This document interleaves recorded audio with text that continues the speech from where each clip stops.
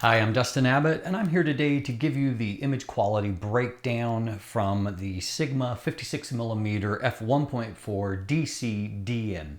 And so what I'm going to show you today, I've tested this both on a Sony a6400, brand new camera, and then also on the Sony a6500. So there's kind of pros and cons on both cameras, different strengths.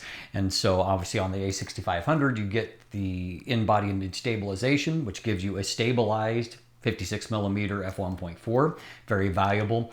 But then of course on the a6400 front, you've got better focus system, a few more options when it comes to IAF and real-time face tracking, and so some advantages for video work on that front. So that's a different argument altogether.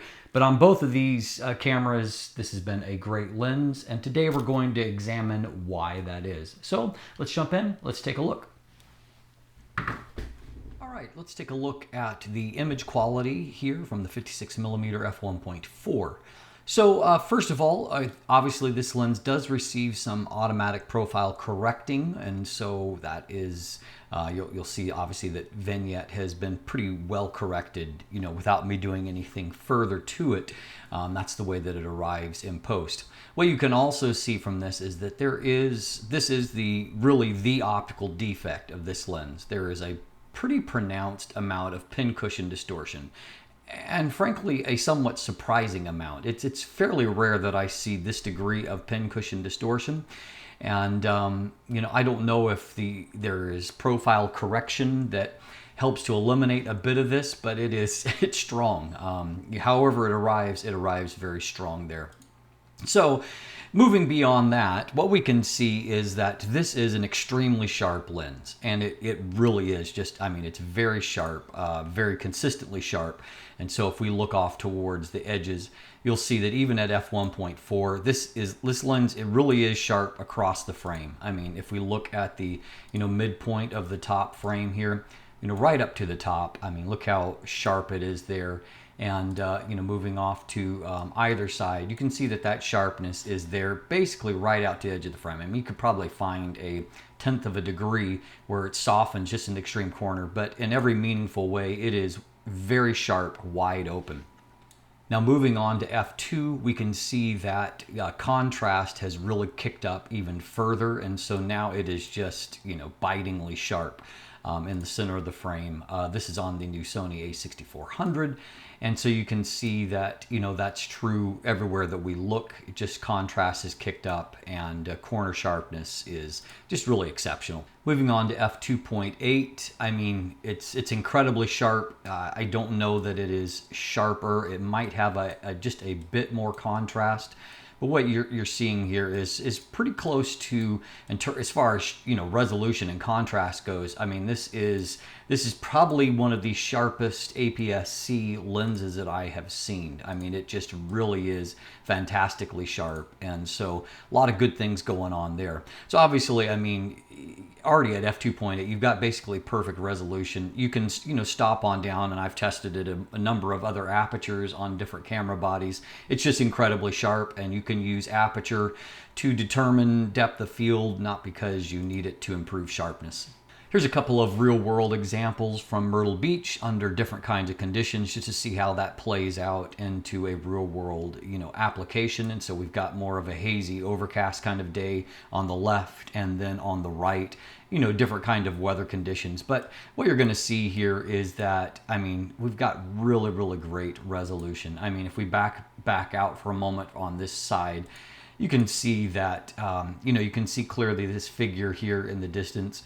That, looking at the image globally, you can't even hardly determine that's there. Looking down at the people here on the beach, you can just see that, it looks great. Colors look, good and vibrant. Contrast is very good. This is an exceptionally good lens for this kind of application. Moving to a different locale here, this is at Niagara Falls, and so looking out over the Horseshoe Falls.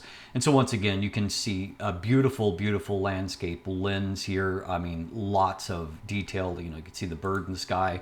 Looking at the draw distance, moving into the distance, everything is holding up really nice. Just, This is a 24 megapixel sensor. Clearly, this lens is easily resolving that whole sensor with room to spare. And so just a lot of good stuff going on there optically. One final landscape kind of scene, moving more close to home here. And unfortunately, where winter continues to prevail, but what we can see is that right off to the edge of the frame, there's not an issue with lateral chromatic aberrations, and nor is there issue I'm seeing with chromatic aberrations in general. I mean, I find that snow-laden branches, they really are probably one of the best test for showing chromatic aberrations of any kind. We're just not seeing them here in those high contrast area. What we do see is lots of great detail, and so I mean a really good general purpose lens as well. Now obviously the greatest niche that this lens fills is to have a really dedicated portrait lens for either Sony APS-C mirrorless or for M42, and particularly on Sony, I think that that's something where there's not been a lot of options. And so what we can see is that this is using the new A6400, which has great IF. IAF works really well in this lens. What we're also seeing is this is obviously in a low light situation. It's actually in a bowling alley. You can see that the bokeh quality is good, not exceptional, and we'll examine that a little bit further, but the overall look of the image, the color rendition, and then obviously our sharpness is really great here. Now this is a just a kind of a an everyday kind of shot. My wife was very backlit here, and so I've pulled up exposure for her face. But you can see that while this is a challenging lighting situation, that IAF has worked well, and even at f1.4 we've got good detail like on the actual eyelashes, and it's not done any kind of weird stuff with this really blown out kind of highlights. Chromatic aberrations are well controlled. Here's a little bit more of a formal portrait, although in this case I actually only had the onboard flash because I was packing fairly light when traveling. And so, you can see a little bit of noise where I've had to work to equalize the lighting ratio here as much as possible in post. But what we can see is that IAF once again has worked really fantastic, and of course the overall portrait is really gorgeous, and so I think it excels at its primary purpose here as a portrait lens. I have nothing but good also to report on the autofocus front. I had really good results in, even in action, and this is one of a burst of about 20 shots of her running and jumping across the scene, and I've had no problems tracking the action. Again, the Sony A6400 is a really good focus system, but good result. But what we can see is that on the horizon line here, you can see that Pincushion Distortion is making a bit of a dip in the center. So there's the optical drawback, but that's fixable, and there's a lot of optical strengths going on here. Now, another optical strength is flare resistance. Now, in this case, I mean, unfortunately, these APS-C camera bodies, they, almost exclusively have a 1/4000th shutter speed limit. And so when you're working with f1.4 shooting into the sun, that's not nearly enough shutter speed. So here at f1.4, the image is blown out, and so we lose a little bit of that. But what you can see is that we have not had any kind of big ghosting artifacts in the foreground, and just maybe a generalized bit of haze there. But overall, this is a very successful handling of the sun flare. Now here's a look at a couple more, the same scene, but under a little bit better lighting because I'm stopping the lens on down. So f5.6 and f11. And what we can see is that at all of these apertures that it's actually done a great job of maintaining contrast, just basically a non-issue. F11 also gives you a look at the sunburst, which is not bad. It's also not exceptional. It's just because there's 9 aperture blades, and 9 aperture blades is not necessarily my favorite for producing sunburst. You ended up with kind of an 18-point star, but it's it's a little bit busier. But in terms of flare resistance there, I mean, I have like nothing to complain about.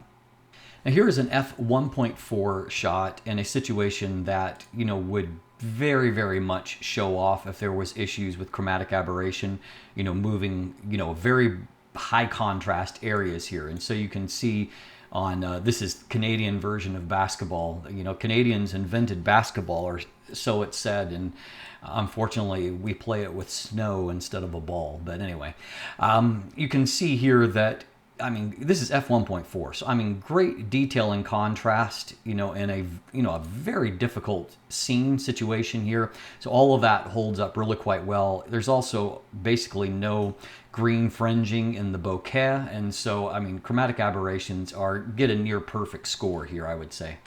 Now I'll just quickly show you what is, you know, a little bit of the two-edged sword of having such a perfectly corrected lens. And so pros and cons here. By the way, this is the new Samyang 85mm f1.4. It's actually a fairly comparable lens, though obviously with having a full frame maximum aperture of f1.4, it does have a little bit of depth of field advantage here. So, I mean, looking at the two lenses shooting the same basic scene, you can see that contrast and aberration control and overall sharpness favors the DN lens from Sigma. The Samyang lens is, you know, it's not quite as sharp. You can see it's got a little bit of green and purple fringing, though frankly this is really quite a good performance at the end of the day for an 85mm f1.4 lens.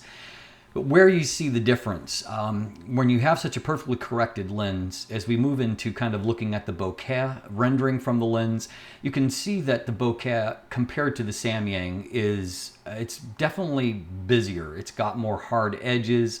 It's much less soft. And so, you know, some would argue on a portrait lens that this is the better balance here. It's got enough sharpness. They do want, you know, to where you don't see every single pore in the face, and a really, really nice overall rendering.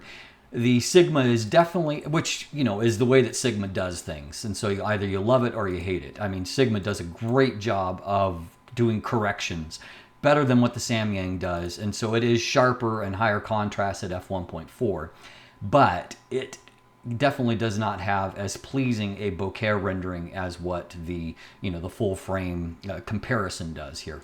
Okay, so here's a few more shots to show you the bokeh quality. This is at f1.6, so I mean just right past f1.4, 1/3 stop. So you can see, you know, bokeh is not bad. You definitely got some, you know, cat eye kind of effects here, but you know, overall the rendering, you know, it looks good. It's done the job here for this kind of image in, you know, very challenging conditions, very bright light, and a light gathering subject there. Now in this shot here, I'm less enamored with the bokeh in this kind of scene. You know, this is where the subject is not as far away, so you're a little bit more in the transition zone. And I think this is a little busier than what I would like, and you know, that kind of mirrors what we saw previously. This is obviously a little bit more of a high contrast scene, and so byproduct of that is that the bokeh quality is a little bit busy. You know, you can see maybe a few too many hard edges there. Likewise on this shot, and so, I mean, there's pros and cons here. Pros is, I mean, look at how fantastically, number one, focus has been nailed and how beautiful the contrast and the detail is. I mean, Sigma has nailed this aspect of this lens design. But again, you know, there's a little bit of a price to pay in that the defocused area continues to be, well, high contrasty and a little bit sharper than what you would like. And so that's the trade-off. I mean, they've gone all in on this aspect. And so if that's your priority, they have nailed that. If this is your priority, it's not quite as nailed. Now, this is a shot I took on the beach with my sandals. And so, I mean, you know, once again, they've nailed this part. I mean, that detail is just, it's incredible. I mean, just fantastic. And in this case, because there's not a lot of busyness behind, I think the bokeh looks fine. And so, I mean, my experience is that if you like a lens and you actually use it, you can learn to use it to its strengths. And you just need to learn, you know, what those strengths are with this lens. I use this lens some also for shooting at events, and I felt like it did a really good job in that kind of setting. You know, autofocus is really, really precise on this lens, and the detail at f1.4 means that you can use it at f1.4, and thus, you know, really helping you to be able to keep your ISO down, and so, you know, really good for that. Now this represents minimum focus for the lens here, and so, you know, maximum magnification is okay, not exceptional, but what we can see is that even at minimum focus, we've got great detail. I mean, there's a ton of information there in the texture. And so, you know, definitely kudos to them at that. It's sharp at any focus distance from what I've seen. And so as you can see, there's, you know, basically only one genuine weakness to this lens. And that, of course, is that pincushion distortion. Nothing that can't be fixed in post, obviously. Beyond that, however, I would say there is also one potential subjective issue where it's not perfect, and that's with the bokeh quality. But we see the reason for that. The flip side is that it is incredibly sharp. I mean, sharp like really, I don't know any other APS-C lens for Sony mirrorless that I've seen before. It really is, I mean, just fantastically sharp, and fantastically sharp across the frame. Very high contrast. So the flip side of that, as we saw, is that sometimes you end up with a little bit more contrast and a little bit more sharpness than what you would like in the defocus region. And it's just kind of hard to turn that degree of sharpness and correction off. For those of you that are looking for a sharp lens, I don't know that you're going to find a sharper one on the market right now for either your Sony APS-C mirrorless body or your Micro Four Thirds mirrorless body. It is incredibly sharp, and in fact it does a lot of things really well. Autofocus is really good. IAF works a treat, particularly with you know, cameras like the new Sony a6400 that have that real-time IAF and face tracking. Works really well, and I had just exceptional focus results over the course of my review. And so you know, kudos to Sigma. They've nailed it on that. They've nailed the sharpness. I'd like to have seen a little bit softer bokeh, and that is some really strong pincushion distortion, but fortunately all of those are correctable things. And so anyway, stay tuned for my final verdict. I'll give you a little bit more in that episode looking at autofocus and video performance, as well as rendering my final verdict. So stay tuned for that, and I'll be back with it shortly. In the meantime, take a look in the description down below. There's linkage to that image gallery. There's also buying links if you'd like to pick one of these up for yourself. And beyond that, of course, you can find linkage to follow me on social media, including now on Instagram. You can also become a patron and get early access to upcoming content and help to support what I'm doing here. And of course, if you haven't already, please click that subscribe button. Thanks for watching. Have a great day.